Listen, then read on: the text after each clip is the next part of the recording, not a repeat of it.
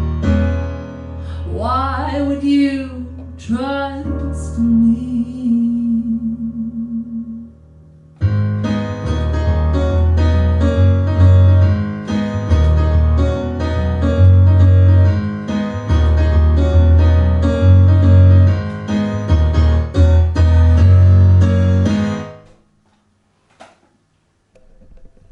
So, Emily, what are you going to play for us now? This is one of my originals and it's called The Count.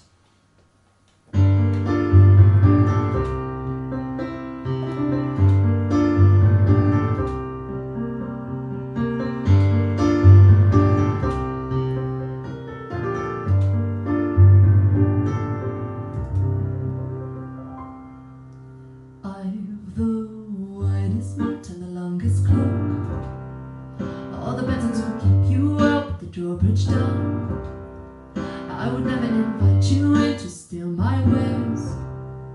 If you ever find neutral ground, I will meet you there. No great idea at the end of a rope, but I know you live better than your horoscope.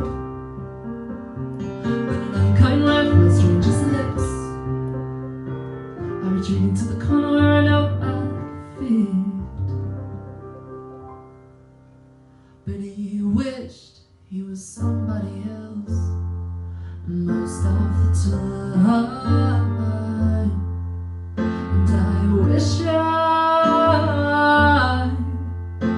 was.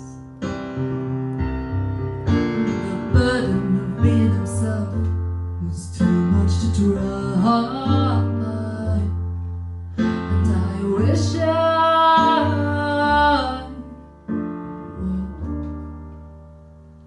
We bear no resemblance aside from a name, and approximation it seems the same.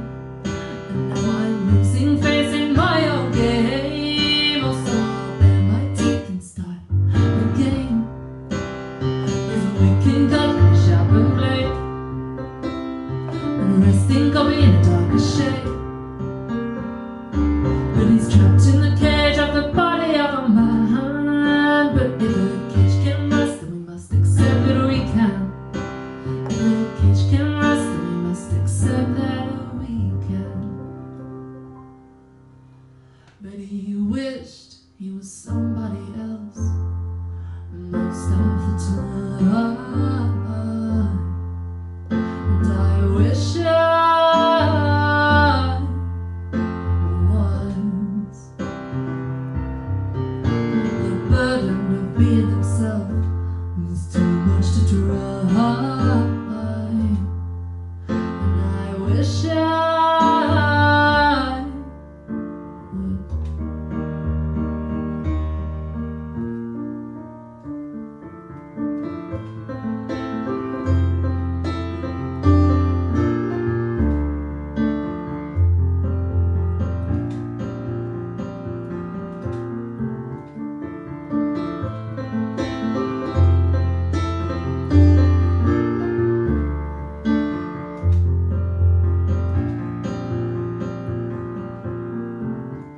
Step into your skin. Is it the same as it? Is it the same as you want? If it's not a reaching, who is to blame when you're alone in your tower?